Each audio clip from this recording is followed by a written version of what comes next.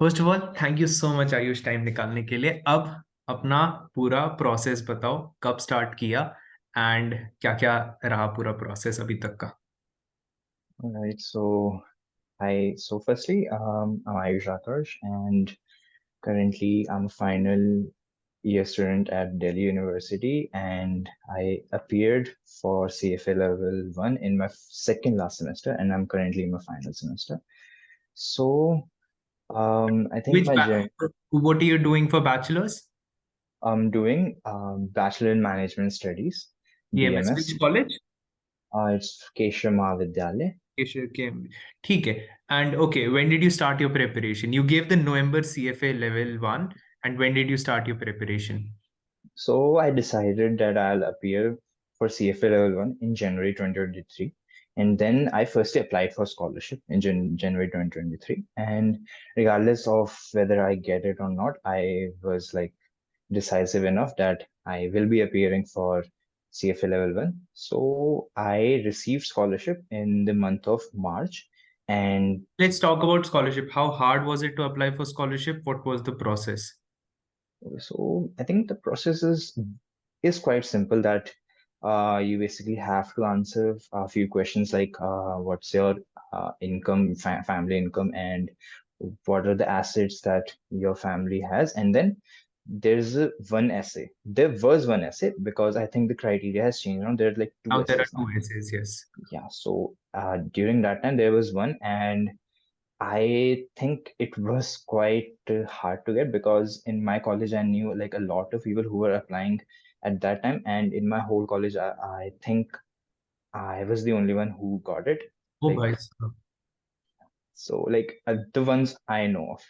So uh, Interesting. I could say I'm a bit lucky, but I think I'll share one thing that I think made the difference. So basically, like people only know that the evaluation criteria is like around financial need, academics, and you have done in finance already, what interests you in finance, what you want to do with finance, and how deserving you are. So these are like some of the basic evaluation criteria that everyone knows of. But there was one criteria that I think I found out after my research.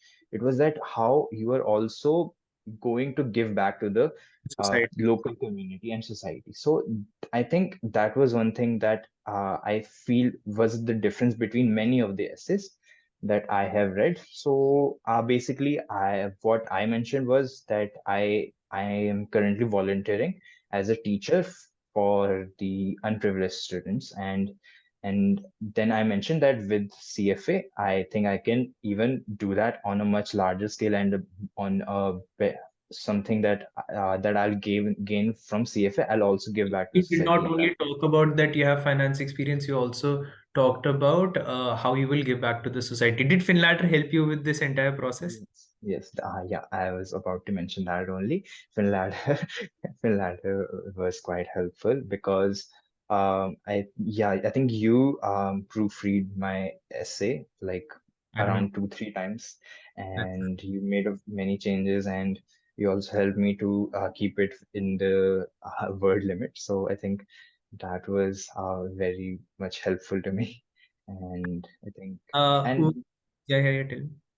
and maybe that local community to contribute. Maybe it was from one of your YouTube videos. It's been a lot I of. remember saying that in one of the videos. I don't know if you got that from that video, but I know I've said that because when I write essays for students, I usually ask them to inculcate this. I did not ask you to inculcate that because I already saw that in your essay. But amazing, amazing, you got the scholarship. Okay, so you got the scholarship somewhere around, I would say Yeah, March. yeah. Yeah, I remember in March, and then you applied around April. I applied in August. August. Yeah, Okay, and then you all applied for the November attempt in August. yeah.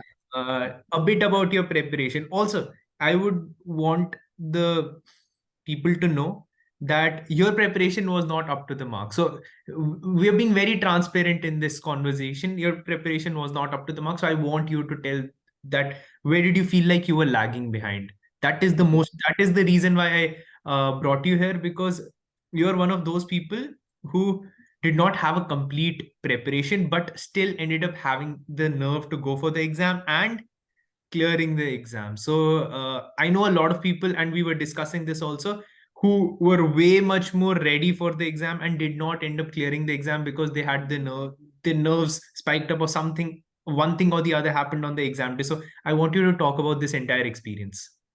Okay, so I'll talk about like firstly my preparation where I lagged. So first thing first, there was like, issue with, managing college with CFA. Like there's like heavy academics involved, and then there's like societies and extracurricular activities, internships. There were like a lot of things that you have to do in your final year along with your preparation. So what I felt was like there was a bit of bad time management and then also procrastination. I think I started my preparation around August, but I also took internship. So I think Even after I August, you took internship. So August, September, October, November, you yeah, had I think I started my preparation diligently in September.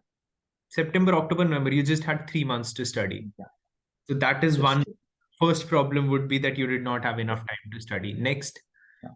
So then I think what I did wrong was that I was solely relying on you could say the videos that I was watching because I was using, you could say, shortcuts just to, I was not reading the books properly.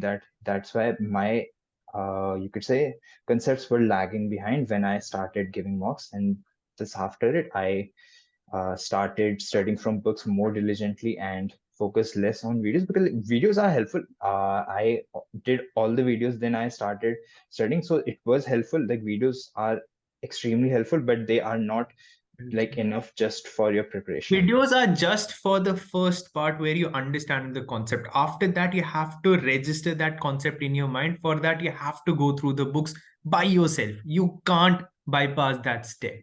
But yeah, I understand. That's also a very important point that you bring up. What else? I'm so sorry to cut you off, but I felt like this was a very important point. Yeah, you can cut me, like you can elaborate better. So yeah. No, no, no. So Great points. Yes.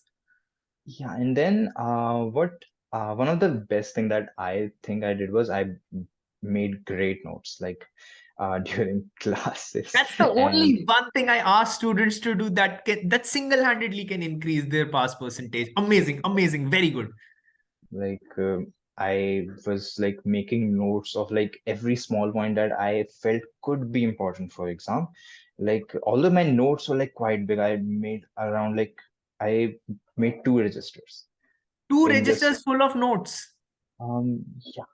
Wow, that's too much, honestly. I don't want everyone to go ahead with that, Yeah, but amazing, amazing, amazing. But then that means your concepts would have been stronger. yeah, but one thing that I would also mention is that it's not solely upon like like exam day, like if you have the nerve or not. But one thing that we also previously discussed was that my basic concepts around finance were good enough even before I started preparing because of my curriculum that I'm following in my college right now. One thing is that, and then extracurricular activities like things I've participated in, additional courses that I've taken. And so that's one thing that I felt was very helpful during my CFA prep because I was able to cover big syllabus in just a very small amount of time. Like I was able to complete alternative investments in just one day. And Entire alternate investment in one day, including hedge fund calculation. You would have not studied that any time before. nahin, I knew about alternative investments. I think I did some course regarding that alternative investments, but only thing that I had to like diligently study in that time was the calculation of Hedge fees. fund calculation piece, yeah. Okay, interesting. So you think that a lot stemmed from your background also. Interesting.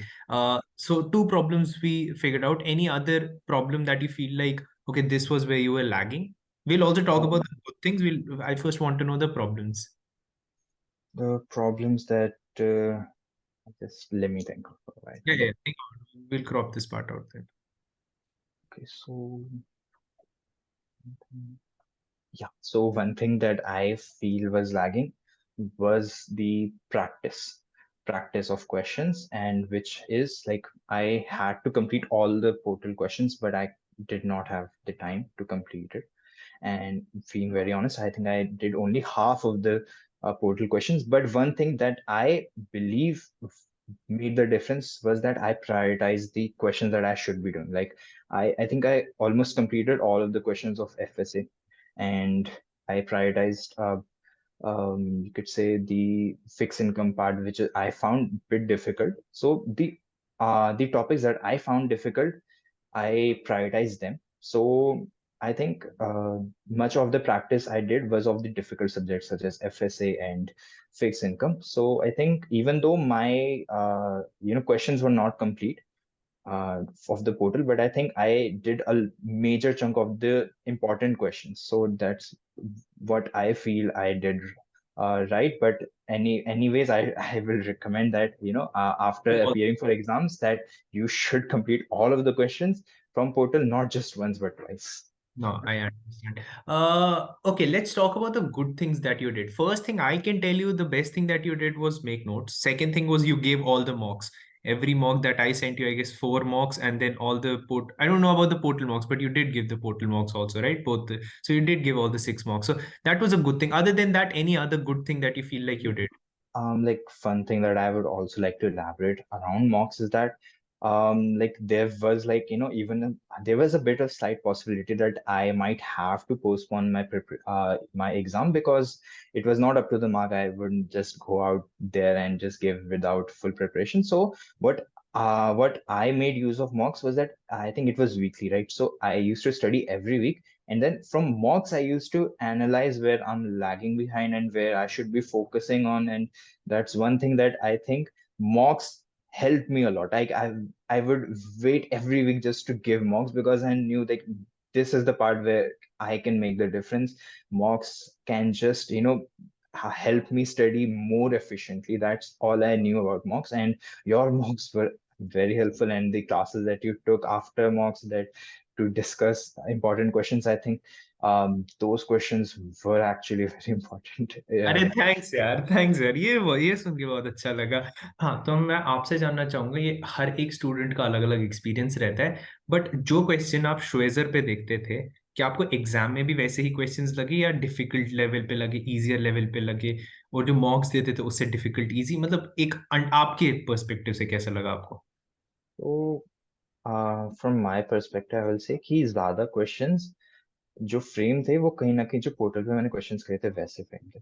Even options जब जब ज्यादा आप questions practice करने लग जाते हो तो फिर एक ऑप्शंस में भी आपको कहीं ना कहीं एक आइडिया लगने लग जाता है कि ये ऑप्शंस के लाइक अगर ज्यादा क्लोज आ रहा है आंसर तो ये गलत भी हो सकता है। ये तो वो चीजें जो पोर्टल पे क्वेश्चंस प्रैक्टिस करने से आदत हो जाती है वो श्वेजर से नहीं आती।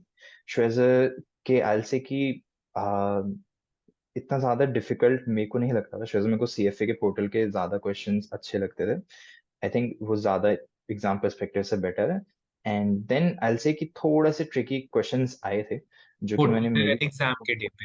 हाँ एग्जाम डे पे थोड़े से ट्रिकी थे। लाइक वो छोटे परसेंटेज थे बट वो फिर भी ट्रिकी थे देन लाइक पोर्टल के क्वेश्चंस और श्वेजर के तो पक्का से। एंड कुछ कुछ बहुत डायरेक्ट क्वेश्चंस भी होते हैं बहुत ज्यादा इजी एंड जो कि लाइक उसमें 5 सेकंड में हो जाए ऐसे क्वेश्चंस भी होते हैं।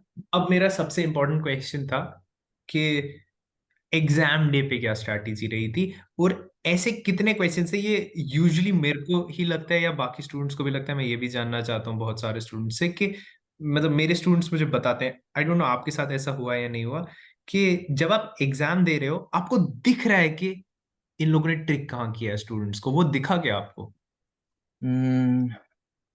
ऑनेस्टली बहुत कम क्वेश्चंस में क्योंकि मेरी प्रिपरेशन इतनी ज्यादा नहीं थी बट मेरे को एक दो क्वेश्चंस में दिख गया था कि ये लाइक ट्रिक कहाँ कहाँ पे पे स्टूडेंट्स? ट्रिक कहाँ पे है। टैक्स रेट में ट्रिक हो सकती है डिविडेंड को अगला साल लेना है वो वाली ट्रिक्स वो दिखने लग जाते हैं। जो क्वेश्चंस आपने अच्छे से प्रैक्टिस करे हैं उसमें जरूर दिखती है और कुछ कुछ में जहाँ पे लाइक प्रैक्टिस कम है वहां पे नहीं दिखती। तो एल से कि अब यहाँ पे मैं एक और एडवाइस देना चाहूंगा, इन जनरल आपको भी, because you are going for CFA level 2, and in general students को भी, कि अगर आपको पेपर में ट्रिक्स नहीं दिख रही हैं, प्रॉब्ली आप सही से पेपर नहीं कर रहे हो, बिकॉज पेपर डिजाइन ही ऐसे किया गया है कि आपको बहुत इजी पेपर लगे। अगर पहली बार आप पेपर आपने कुछ ज्यादा पढ़ा नहीं होगा, आपको बहुत इजी पेपर भी लग सकता है, उसके बाद भी आपका नेगेटिव स्कोर आ सकता है। क्यों? क्योंकि आपको ट्रिक्स नहीं दिख रही थी। तो पेपर डिफिकल्ट बना नहीं सकते, जो कॉन्सेप्ट्स हैं वही रख सकते हैं, बट वो कॉन्सेप्ट्स में आपको ट्रिक्स डाल सकते हैं एंड आप ट्रिक्स पे गिर सकते हो। तो this is an advice for CFA level 2, क्योंकि सीएफए लेवल 2 में ये इससे ज्यादा टेस्ट होगी। ट्रिक्स, पेपर इजी नहीं होता, ट्रिक्स होती हैं। आपको दिख रहा होना चाहिए कि अच्छा यहाँ पे हर एक क्वेश्चन जो आपके पेपर में ऐड होता है उसका एक रीजन होता है वो ऐड हुआ है। एंड अगर वो इतना ज्यादा इजी क्वेश्चन होता तो वो कभी ऐड नहीं होता। तो हर एक इजी क्वेश्चन पे मैं ज्यादा सतर्क रहूंगा कि यहाँ पे ये प्रॉब्लम है। Anyhow, with regards to कुछ और अभी आपको ऐड करना है? या लाइक नहीं, ऐसा था कि कुछ कुछ क्वेश्चन जैसे न्यूमेरिकल्स में आई थिंक मैंने ज्यादातर कहीं ना कहीं जो ऑप्शंस थे, मैंने ये चीज जो ट्रिक थी मैंने न्यूमेरिकल्स में ज्यादा लगाने की कोशिश करी थी कि न्यूमेरिकल्स जो जो भी है उससे कहीं ना कहीं आंसर्स निकलेंगे, जो भी ऑप्शंस हैं हाँ, कुछ ना आप कुछ जो भी, करके करके। बिल्कुल बिल्कुल, ये परफेक्ट तो आपने बोला कि numerical. So what Ayush is trying to say कि जो भी आपको तीन ऑप्शंस दिए, आप कोई ना कोई कैलकुलेशन करके वो तीन ऑप्शंस निकाल सकते हो। आपको लेट्स सपोज दो रेट्स दिए, तो आप उन दो रेट से वो तीन आंसर कोई ना कोई निकाल सकते हो, या तो इनको डिवाइड करके, मल्टीप्लाई करके, ऐड करके ये रेट्स निकलने वाली है। आपको पता होना चाहिए। हाँ सॉरी, गो ऑन। क्या सो वो चीज थी कि जहाँ पे मेरे पास टाइम था, क्योंकि टाइम मैनेजमेंट भी करना होता है, क्योंकि 90 क्वेश्चंस में कहीं ना कहीं कुछ क्वेश्चंस रिवाइज भी करने होते हैं। तो न्यूमेरिकल्स जहाँ पे मैं टाइम दे सकता था मैं वही कर रहा था कि तीनों ऑप्शंस के आंसर मैं कहीं ना कहीं देख रहा था कि कैसे निकल रहे हैं। मैं अपना आंसर निकाल लेता था और सिर्फ मैं वो बाकी दो के भी देख रहा था कि कैसे निकल रहे हैं, उसके बाद मैं अपने शॉर्ट चेक वेरी करके वेरी वो गुड चीज आइडिया, वेरी वेरी कर। Very very very impressive idea. ये क्योंकि न्यूमेरिकल्स में इंसान क्या करता है, उसको अपना आंसर दिख जाता है, वो सिलेक्ट करता है, आगे बढ़ता है। I would do that, but मैं उस क्वेश्चन को मार्क करूंगा एंड मैं क्वेश्चन पे एंड पे आऊंगा कि अगर मैंने इसको इतना जल्दी मार्क कर दिया, क्योंकि न्यूमेरिकल क्या है, या तो आपको फॉर्मूला पता है या नहीं पता है। फॉर्मूला पता है तो आप 10 सेकंड में आंसर निकाल दोगे, अभी भी आपके पास 50 सेकंड है उस क्वेश्चन को करने के लिए। तो आपको एक बार ही वापस आना चाहिए उस क्वेश्चन पे एंड पे, अगर आपके पास टाइम है, एंड चेक करना चाहिए कि बाकी आंसर्स क्यों हैं। क्योंकि अगर आपका सही से आंसर आ गया, वो आपका आना ही था। वो उन्होंने ऑप्शंस ही वैसे डिजाइन किए। Very good idea, very cool idea. उसके अलावा कोई और एग्जाम डे पे जो आपको लगा बाकी लोग गलत कर रहे हैं, आप सही कर रहे हो? वैसे मैं आपको अपना बताऊं, एग्जाम डे पे मेरा उल्टा होता था। मुझे लगता था बाकी सब सही कर रहे हैं, बाकी सब कितने पढ़ रहे हैं, चार चार हम्म, किताबें लेके, दो दो कैलकुलेटर लेके। और मतलब वो एकदम वो ऐसी वाइब आती है, भाई सोफिस्टिकेटेड, मैं कहाँ पे आ गया, मैं तो पजामे में आया हूँ, ये लोग सब ये सूट होता है, में आए। तो ये होता आपका है। कैसे एग्जाम डे का एक्सपीरियंस था? ये मेरे साथ जैसे ही मैं वहां पे पहुंचा शुरू हो गया था, हाँ। क्योंकि मैं देख रहा हूँ कुछ लोग बहुत ज्यादा लाइक सूट पहन के आए हैं, बहुत बड़े हैं, प्रोफेशनल्स लग रहे हैं, इतनी महंगी गाड़ी पहन रखी है और रिवाइज भी नहीं कर रहे। कुछ लोग तो ऐसा लगता है कि इनको तो आता होगा, कुछ लोग रिवाइज कर रहे हैं, इनको तो पक्का आता होगा।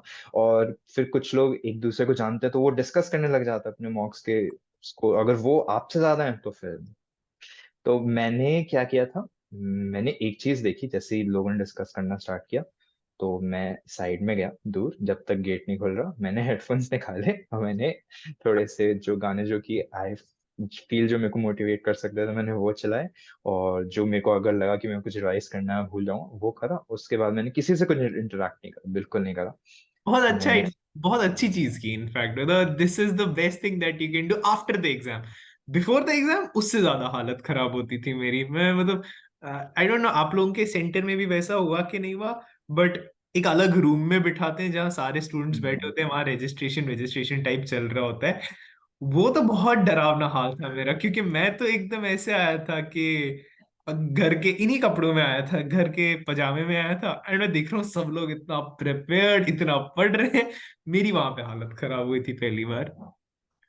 हाँ लेकिन हाँ सही, क्योंकि सब लोग वहां पे पढ़ रहे थे और कुछ लोग पता नहीं मेरे वहां पे जानते थे एक दूसरे को, वो डिस्कस करे जा रहे हैं करे जा रहे हैं, उनको देख के और डर लग रहा है। तो ये चीज होती है, but what I suggest is कि there is a bit about like mind set and कितना कॉन्फिडेंस लेवल होता है। एंड आई फील मेरा एग्जाम के दिन कॉन्फिडेंस लेवल बहुत ज्यादा हाई था, इवन दो लाइक मेरे आसपास इतनी ज्यादा इंटिमिडेटिंग चीजें हो रही थी, पर मैंने अपने आप को बोला नहीं, मैं कर सकता हूँ, मेरे को आती हैं चीजें। मेरे मॉक स्कोर्स इवन दो मेरी प्रिपरेशन थोड़ी कम है बट मेरे मॉक स्कोर्स फाइन है कि मैं एग्जाम दे सकता हूँ, बस एग्जाम डे की बात है। अभी मेरा थोड़ा सा भी दिमाग अच्छा चला तो मैं आराम से कर जाऊंगा। मेरे को अपने ऊपर बिलीव करना पड़ा बहुत ज्यादा, अपने आप को यू कैन से जो प्रेप टॉक है मैं वो दिए जा रहा था, कॉन्स्टेंटली दिए जा रहा था। एग्जाम से पहले मैंने रिवाइज कम, मैंने प्रेप टॉक ज्यादा दिया अपने आप को। अच्छा, जब फर्स्ट वाला सेक्शन हो गया कैसा फील हो रहा था, क्योंकि उसके बाद आधे घंटे की अम, ब्रेक होती है। तो उसके बाद एक चीज जो थी फटीग के हारे, वो तो आयल से आएगी आई, क्योंकि आई थिंक 4.5 आवर्स का पेपर होता है, उसमें फिर आधे घंटे का भी एक ब्रेक मिलता है। आज तक ये मेरा एक कोई भी ऐसा पेपर नहीं हुआ होगा, यही CFA 11 1 2 3 FR है, जब मैंने एक बार ऐसे ना किया हो पेपर के बीच में कि क्या चल रहा है। ये मेरे साथ भी हुआ था। मैं तो अपना सर पटकने वाला था एक जगह पे, पर लाइक नहीं, ज्यादा नहीं। और फिर व्हाट आई से कि जैसे ही मेरा एक सेशन कंप्लीट हुआ, उसके बाद मैंने ब्रेक लिया। और मैं ब्रेक लेकर मैं गया लाइक जो रूम था, कॉमन रूम जहाँ पे बैग्स रखे हुए थे, मैंने वहां से बस एप्पल निकाला। मैंने खाते हुए थोड़े से फॉर्मूलाज रिवाइज कर लिए, फिक्स Good. इनकम जो भी थे, जो भी नेक्स्ट सेशन में थे। और उसके बाद मैं 15-20 मिनट में चला गया कि 10 मिनट वहां पे थोड़ा सा जल्दी पहुंच जाऊं। और मैं वहां पे बैठ के मैंने फिर अपना स्टार्ट कर दिया। और आई थिंक बीच में फिर मेरे को थोड़ा सा लगा था, मैं थक गया, तो मेरा टाइम मैनेज अच्छे से हो रहा था। मैं हर क्वेश्चन के बाद टाइम जरूर चेक कर रहा था कि कितना टाइम बचा है। और तो मैं उसके बाद वॉशरूम भी चला गया था, वेरी जिससे गुड, थोड़ा सा very good, very good, very good. ये टेक्निक मैं हर एक को बोलता हूँ कि अगर आपके पास टाइम है तो सेकेंड अटेम्प्ट में, सेकेंड पार्ट में एक बारी वॉशरूम जरूर जाकर आओ, अगर जाना भी ना हो। आई डोंट नो आप उस क्लास में थे ये या नहीं थे। मेरे को इसी इसी चीज को याद तो मैं कब चाहूंगा। आपको जाना हो या ना जाना हो, वो एक बारी आप उस माहौल से निकलो, क्योंकि आपका दिमाग बहुत थक गया होता है टफ क्वेश्चंस देख देख के, ट्रिक्स ढूंढ ढूंढ के। आपको एक सेकेंड का ब्रीदर चाहिए ही होता है। तो अगर आपके पास time, very good, very good, very happy आपने ये किया, बहुत बहुत। And I am telling you, इससे आपके 3 से 4 क्वेश्चंस जस्ट ये एक चीज करने की वजह से सही हुए होंगे, बिकॉज जब आप आयोगे एक नए पर्सपेक्टिव से आयोगे एंड थोड़े से फ्रेशर माइंड के साथ आयोगे, तो बहुत अमेजिंग। मतलब आई फील लाइक सारी चीजें जो जो मैंने बोली थी वो सारी यहाँ पे मुझे सुनने को मिल रही है, वो मुझे बहुत ज्यादा वो मैंने खुशी होती सब है। करा, मैंने सब करा। मेरे को सब याद था जो भी आपने कहा मेरे को कि ये करना एग्जाम दे के, क्योंकि मेरे को लग ही रहा था कि कहीं ना कहीं ये चीज डिफरेंस जरूर क्रिएट करेगी। ये और करती मैं है हर क्रिएट, चीज आई स्वेयर। लोगों को लगता है नहीं करेगी, आई स्वेयर करती है ये सारी चीजें डिफरेंस क्रिएट। पैनिक कुछ भी नहीं हुआ। हम्म, बिल्कुल नहीं, बिल्कुल पैनिक नहीं। मेरे को लाइक थोड़ा सा I am like confident person, but होता है वहाँ पे इंटिमिडेटिंग चीजें थी काफी ज्यादा, but I did not panic at all. May be कुछ क्वेश्चंस देख के थोड़ा सा लगा कि ओ, ये तो थोड़ा लेट्स सा टॉक अबाउट दैट। कोई ऐसा क्वेश्चन लगा कि ये भाई आया कहाँ से, है क्या चीज, ये क्या है? कितने हुआ था। क्वेश्चंस ऐसे होंगे? 2 से 3 बस। 2 से 3, मतलब जिनका यू हैड नो आइडिया कि ये क्या चल रहा है इस क्वेश्चन में। नहीं, मेरे को वैसे था कि मेरे को आइडिया था, बट ऑप्शंस में क्या चल रहा है ऐसा भी हो जाता अच्छा, था। यू हैड द आइडिया कि क्वेश्चन क्या है अच्छा, मतलब there were only 2 to 3 questions out of 180 जिसका you did not know the answer बिल्कुल भी, मतलब ABC। आई मीन लाइक ऐसे ऐसे क्वेश्चंस है जहाँ पे मैं श्योर नहीं था, वो बहुत ज्यादा हाई परसेंटेज आई थे, but first I want to ऐसा आस्क कि JMD क्वेश्चंस कितने थे? जय माता दी इसमें कर सकता हूँ, ABC कुछ भी नहीं पता, कितने क्वेश्चन बहुत थे? कम, बहुत कम थे। एक दो या फिर ज्यादा उससे? 5 से ज्यादा नहीं होंगे। 5 से ज्यादा नहीं होंगे। उसके बाद फिर इतने कैसे क्वेश्चन थे जिसमें यूर लाइक A या C हो सकते हैं, A या B हो सकते हैं, B या C? बहुत ज्यादा थे। यू आर एबल ऐसे to discount one of the options? One आराम से हो जाएंगे, एक आराम से हो जाएगा। और उसके बाद जब दो होते हैं और लगता है कि चूज ही नहीं कर पाते, तो ऐसा लगता है कि ओ, अब तो प्रोबेबिलिटी पे ही छोड़ना पड़ेगा आधा। तो एंड ये चीज। इन टर्म्स ऑफ श्वेजर वर्सेस एक्चुअल एग्जाम, आपने श्वेजर ही पढ़ी थी ना, इंस्टीट्यूट आपने नहीं पढ़ा था? मैंने इंस्टीट्यूट पे शुरुआत पे थोड़ी सी पढ़ी थी, उसके बाद फिर मैंने श्वेजर पे स्विच कर लिया था। तो श्वेजर वर्सेस एक्चुअल डे एग्जाम, कौन सी कौन सा एक सब्जेक्ट आपको लगा कि ये ट्रिकी आ गया यार, ये तो श्वेजर ने जस्टिफाई नहीं किया? Derivatives derivatives, and fix income fixed income. And FSA. FSA FSA although मेरा सबसे अच्छा गया, बट आई फेल्ट कि लोगों का इतना अच्छा नहीं जा रहा हो। आई फेल्ट क्योंकि क्योंकि मेरा एफएससी सबसे ज्यादा स्ट्रांग था, मेरे मार्क्स में सबसे ज्यादा थे, बट वही था कि डायरेक्ट क्वेश्चन जो मैं एक्सपेक्ट कर रहा था एग्जाम्स में वो नहीं थे, बहुत ज्यादा वैसे थे कि आप ये चीज कैलकुलेट ये करो, चीज उसके कैल करो, वो चीज लिए को क्या डालो। इम्पैक्ट करेगा, वो चीज डायरेक्ट ही नहीं, आपको अपना लॉजिक यूज करना पड़ेगा ही करेगा ऐसे यस, तो क्वेश्चंस में। एक क्वेश्चन जो लोग यूजुअली बहुत कम सोचते हैं, I keep on telling but somehow I don't think I reiterate this enough, कि आपको क्वेश्चन में ए कैलकुलेट करने को बोलेंगे, उसके बाद फिर ए का आंसर नहीं बोलेंगे कि ये है, आप बताओ कि इसकी इम्प्लीकेशन क्या है। अगर आपका -32 निकला तो इस -32 का मतलब क्या है, ये इससे रिस्क बढ़ेगी, रिस्क कम होगी, रिस्क उतनी ही रहेगी, वो क्वेश्चन ज्यादा इंपॉर्टेंट रहते हैं। Very important application based questions काफी रहते हैं, हाँ। Application based I felt FSA में ज्यादा दिखे मेरे को, क्योंकि एफएसए वैसे मैंने बहुत जल्दी जल्दी किया था क्योंकि मेरे को मेरा एफएसए सबसे ज्यादा स्ट्रांग था। तो बट आई फेल्ट कि फिर भी जहाँ पे जितना ज्यादा इजी आना चाहिए था एफएसए उतना नहीं था, क्योंकि ज्यादा बड़ा भी होता है। एंड फिर मेरे को लगा कि इसमें भी ट्रिकी क्वेश्चंस दिख रहे हैं, तो मेरे को लगा कि मे बी थोड़ी सी एग्जाम की डिफिकल्टी लेवल थोड़ी सी व्हाट अबाउट ज्यादा है। Ethics? Ethics was quite tricky, quite tricky. दो ऑप्शंस में मैं सबसे ज्यादा वहीं पर अटक रहा था। तो वो होता ही है, एथिक्स में वैसा ही होता है। टेल मी, एथिक्स में आई टोल्ड यू कि सीएफए इंस्टीट्यूट के वीडियोस देखने को, तो उसके अलावा what else would you recommend, जो अगर कोई बंदा दे रहा है सीएफए का? आई से जो वीडियोस हैं वो करने ही करने हैं, दो बार कर लो, कर सकते हो तो।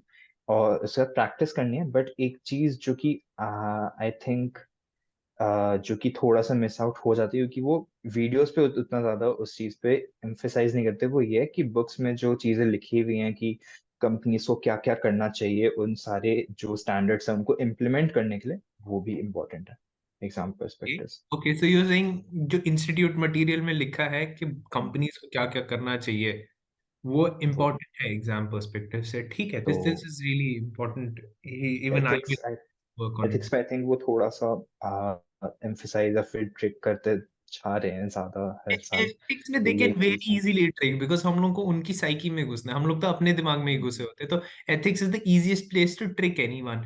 आई am glad that no one in our classes had a low score on ethics. What I'm upset about is, why do we have students with less score in portfolio management? There are many students who have not done it well in portfolio management, which is ideally I considered as a very tough subject. Tricky agreed, not a tough subject. अगर मुझे tough के बारे में बात करना हो, counts, FSA, probably that's it, that's the tough part. Why portfolio management? Portfolio management का मेरे को भी आपसे डिस्कस करना था। मेरा आई से कि अगर आप मेरे से एग्जाम से निकलते पूछोगे कौन सा सब्जेक्ट सबसे अच्छा गया, मैं बोलूंगा portfolio management. But for some reason मैं खुद अपने मार्क्स देख के शौक हूँ कम है। मेरे को क्वेश्चंस नहीं याद, क्योंकि बहुत टाइम हो गया, क्योंकि अब रिजल्ट के बाद ही मैंने देखा। बट आई फेल्ट कि ये तो जस्टिफाई नहीं कर रहा। मे बी पोर्टफोलियो मैनेजमेंट में मेरे को कम नंबर क्यों मिले हैं I don't know, but may be हो सकता है कि वहाँ पे ट्रिक्स ऐसे डालें जो कि हम देख नहीं पाए हैं। पोर्टफोलियो मैनेजमेंट में इजी ट्रिक्स ऐड हो सकती है, पोर्टफोलियो मैनेजमेंट एंड एथिक्स में ही इजी ट्रिक्स ऐड हो सकती है। So I think we need to do something about this in our classes. Apart from that, I am very happy with the results. And what I'm not happy about is there are three results that are on borderline. So, any recommendation from you? I don't know if I'll keep this in the video, but any recommendation from you about those three students के वैसे क्यों वैसे ना हो, हम लोग उस case में ना आए? If you had to give one last suggestion. थोड़ा सा मैं बोल देता हूँ ऑनेस्टली। एक चीज जो कि मैंने वीडियो कोर्सेज में, क्योंकि मैंने वीडियो कोर्सेज जो रिकॉर्डेड थे वो करे थे, मैंने लाइव नहीं करे थे। तो मेरे एफएसए जो कि था कि आई फेल्ट कि जो जितना बुक में है और वो कितना हम क्लास में कवर कर रहे हैं, वो उस चीज में थोड़ा सा एक डिफरेंस था। Okay. और वो मेरे को एफएसए में सबसे कम दिखा, क्योंकि कौन से सर ने कराया था वो, Cautious. हाँ, कौशल से नहीं कराया था वो, हर एक चीज को लिख के देते थे सामने। और जिससे मेरे को नोट्स बनाने में बहुत आसानी, एफएसए में बहुत आराम से मैंने नोट्स बनाए एफएसए के, मैंने सबसे लंबे नोट्स बनाए एफएसए के। और वो हर एक चीज लिख देते थे, बहुत छोटी छोटी चीजें मेंशन कर देते थे, जो कि बुक से आप जैसे ही पढ़ने जाओगे ऐसा लगेगा कि सब क्लास में कवर था। ठीक है, मतलब ये तो अच्छी चीज होगी, बुरी चीज मैं पूछ रहा हूँ। बुरी चीज वही था कि कहीं ना कहीं एग्जाम जो वीडियो कोर्सेज में हम ज्यादा कवर उस सब चीजों पे करते हैं जो कि मेजर चंक है, बट कहीं ना कहीं थोड़ा सा माइनर चंक रह जाता है जो कि खुद से पढ़ना पड़ता है, तो वो कहीं ना कहीं टाइम कंज्यूमिंग होता है मेरे हिसाब से। ये मेरे हिसाब से ये एक चीज थी। और इसके अलावा आई नॉट श्योर कि कहाँ पे सब लैग कर रहे थे, बट लेट मी थिंक थोड़ा सा, क्योंकि पुराना मेरे को सोचना पड़ रहा है। सोच सोच सोच तो सोच। This is really important advice actually for me. सो ऐसे कि मे बी थोड़ा सा लंबे वीडियोस या फिर कहीं ना कहीं बेसिक्स हमको ज्यादा कवर करने पड़ेंगे। मे बी आई से कि लोगों को रिकॉर्डेड क्लासेस ज्यादा लाइव क्लासेस ही प्रेफर करनी चाहिए, क्योंकि कहीं ना कहीं कुछ चीजें जो कि रिकॉर्डेड क्लासेस में हमें दिक्कत आती है, जो हम डाउट्स पूछना चाहते हैं पूछ नहीं पाते। ओके ओके ठीक है। एंड तो थोड़ा बेसिक्स पे ज्यादा फोकस। थोड़ा सा बेसिक्स पे ज्यादा फोकस इज लाइक थोड़ा सा I think personalize focus need है, क्योंकि कहीं ना कहीं कुछ चीजों के बेसिक्स किसी के अच्छे हैं किसी के नहीं अच्छे हैं। वो तो ये एक स्टूडेंट को चीज खुद से खुद से फिगर पता आउट। होना चाहिए, बट वही है कि कुछ लोग इस चीज को रिकग्नाइज करते हैं, कुछ लोग नहीं करते हैं, कुछ लोग स्किप करते हैं। ये चीज एक है आई थिंक। ये तो होगी वीडियो कोर्सेज के बारे में। बाकी आई थिंक मॉक्स में हम थोड़ा सा जो हमारा आता था स्कोर वो वैसे होता था कि आप आके बताते थे कि कहाँ कहाँ पे अलग अलग से हमें जरूरत है, कौन कौन से सब्जेक्ट में लैक हुआ है। पर वो अगर हम खुद से भी देख लें थोड़ा सा, बहुत थोड़ा मैं कितने स्ट्रक्चर्ड, बता पाऊंगा, बट हाँ ठीक है। वेरी इंपॉर्टेंट, ठीक है। ठीक है, दिस विल थोड़ा वर्क। सा, and perhaps perhaps I think कि इंस्टीट्यूट बुक को हमें ज्यादा प्रेफर करना पड़ेगा श्रेजर से ज्यादा, आई थिंक, क्योंकि मैंने तो श्रेजर That से। is something, that is something I tell everyone जिसके पास टाइम है. If you're giving exam in 2 months, then you can't go ahead with institute material. मतलब वही if you were telling me कि, but I understand, I completely agree to your point. अगर अभी मुझे कोई बंदा बोले कि मुझे मार्च में एग्जाम देना है, सॉरी फेब में एग्जाम देना, I can't ask that student to go ahead with institute. अगर मुझे कोई बोले कि मुझे मई में एग्जाम देना है, मैं उसको 6 बुक्स बताता हूँ इंस्टीट्यूट से करने को, 4 बुक्स बताता हूँ श्वेजर से करने को. कोई मुझे बोले अगस्त में एग्जाम देना, मैं उसको बोलता हूँ सारे इंस्टीट्यूट से करे. So it depends a lot on time आपके पास कितना है. एंड वो तो बेस्ट है वे ही। इज आपके पास ज्यादा टाइम हो तो आप सारा इंस्टीट्यूट कर सको. Agreed, that I completely agree. तो ऑल्सो लाइक मैंने दोनों से ही करा था। मैंने श्वेजर ऑल्दो ज्यादा कवर किया, बट मैंने इंस्टीट्यूट बुक भी काफी कवर करी थी। May be can okay. से एफएससी के लिए मैंने थोड़ी सी करी थी। एथिक्स मैंने एग्जाम से थोड़ा सा पहले कर लिया था, इवन दो मैंने ज्यादा नहीं स्कोर किया एथिक्स से, बट मैंने फिर भी आई फील कि बुक से पढ़ने का इंस्टीट्यूट बुक से थोड़ा सा फायदा हुआ था। योर स्कोर वाज 50 से ज्यादा in ethics. Which is I feel काफी बुरा, क्योंकि मेरे मार्क्स में 80 थे। यार ethics, no, I tell you, मेरा आज तक एथिक्स में कभी, थैंक गॉड, 100 से कम नहीं आए. आई नॉट से 90, 100 से कम नहीं आए ऑन द एग्जाम डे. मतलब वो ऐसे फट के निकल रहा होता था हमेशा. बट आज तक मेरे कभी मॉक्स में एथिक्स के कभी भी 40% से ज्यादा नहीं है. 40% करेक्ट आंसर से ज्यादा नहीं है. मुझे नहीं समझ आता ये कैसे होता है. एग्जाम डे पे मेरी कौन सी लक चलती है और मॉक्स में क्या लक नहीं चल रही होती है. तो आई डोंट थिंक एथिक्स में आप ज्यादा कर सकते हो, बिकॉज ए और सी में इतने कंफ्यूजन होते आई थिंक एक चीज जो होता है कि जो आई फेल्ट अबाउट एथिक्स, जैसे मैंने वीडियोस देखे, मैंने बहुत, क्योंकि मेरी लेट प्रिपरेशन थी तो मैंने वीडियोस बहुत रिसेंटली देखे थे। मैंने वीडियोस देखी, मेरा दिमाग नहीं चल रहा, मेरे को वीडियोस पता है क्या क्या बोल रहे हैं, मैंने जाके मॉक्स में दिया, आ गए अच्छे नंबर। बट वही है कि जब एग्जाम डे तक आते आते थोड़ा सा अपना दिमाग चलने लगता है, एंड आई थिंक कि हम जो मॉक्स में गलतियां करते हैं ना, या फिर प्रैक्टिस, वो ज्यादा याद रहती है। तो आई हैं. फील वहां पे डिफरेंस आ रहा है, क्योंकि मेरे को लग गया मैंने सही है, मैं नहीं देखूंगा उस चीज को वो उसके बाद सबसे एक बुरी चीज भी है, अगर किसी के क्वेश्चन सही हो रहे होते हैं, इसको मैं एक्यूरेसी ट्रैप बोलता हूँ. उसको लगता है कि मेरी तो 80% एक्यूरेसी आ हम्म, रही है, मुझे देखने की जरूरत नहीं है. कभी कभी ऐसा हो रहा होता है आपके क्वेश्चन सही हो रहे होते हैं बिकॉज आपने तुक्का मार दिया था, वो सही हो गया क्वेश्चन.